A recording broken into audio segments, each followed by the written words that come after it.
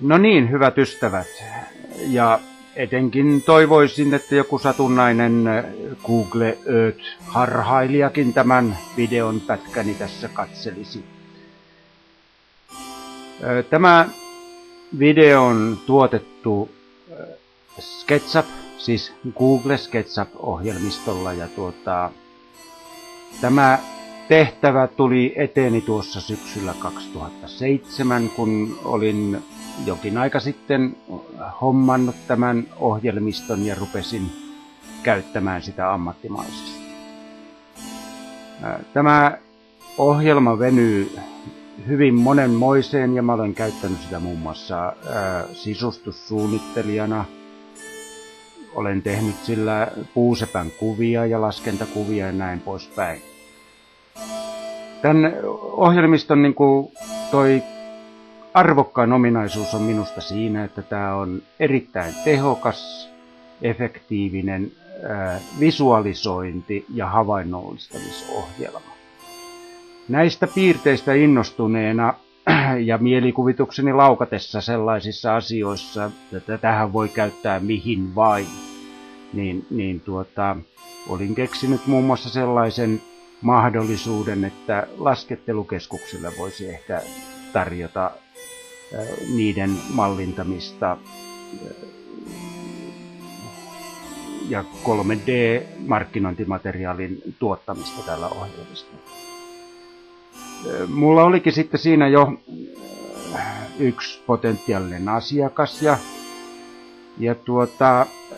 kun tällaisista asioista, jotka eivät ole vielä olemassa, niin on suurimmalle osalle ihmisiä vaikea selittää sitä, että mitä on tulossa, niin hän pyysi, että mä jollakin lailla koittaisin havainnollistaa tämän ohjelmiston efektiivisyyttä ja käyttömahdollisuuksia. Ja mietin kovasti, että mikähän tuo voisi olla tuo sopiva kohde, ettei mulla myöskään työaikaa uhraantuisi nyt aivan järkyttävästi tähän mallityöhön. Ja niinpä mä sitten päädyin tämän työn pariin ja mä itse asun tämän vanhan Porvoon, huomaatte varmaan mistä on kysymys, vanhan Porvoon aivan vieressä.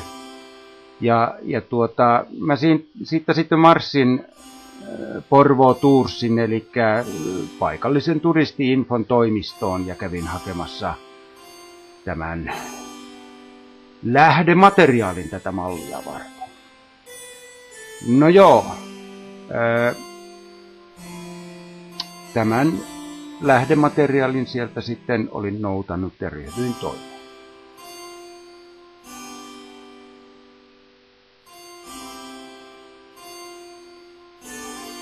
Tein siis tällaisen mallin tuon materiaalin pohjalta. Tässä mallin tekemisessä minua on totta kai auttanut se, että mä olen aikoinani tehnyt pienoismalleja kaupunginosista, maastoista, rakennuksista, niin poispäin.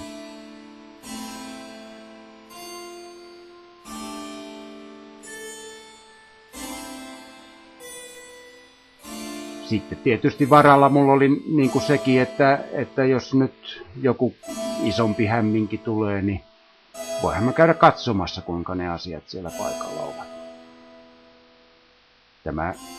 Tämä kuvattu miljöö on siis omasta asunnostani noin 200 metrin päässä.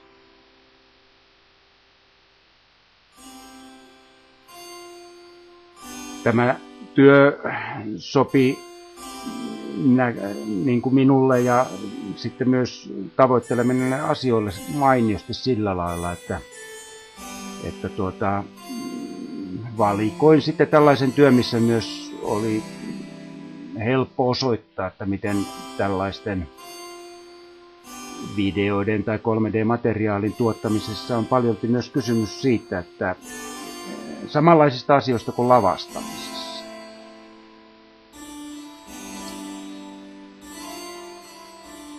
Kuten huomaatte, niin äskeinen illuusio oli luotu lavaisteksihan noita voi sanoa. Tommosia pintamareskejä mitä liian.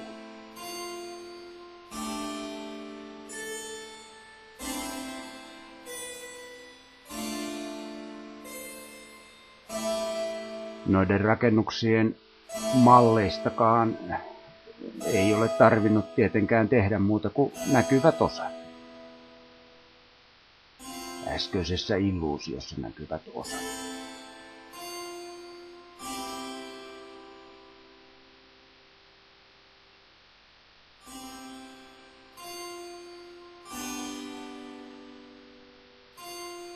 Ja sitten tuo materiaali, minkä hain sieltä turisti-infosta. Se oli yksi postikortti, josta taisin maksaa 20 senttiä, vai olisiko ollut 50 senttiä.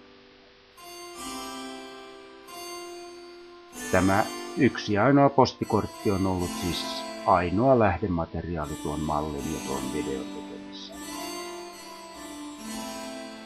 Ja sivumennen sanoen, en kyllä edes käynyt paikalla koko mallinnustyön aikana.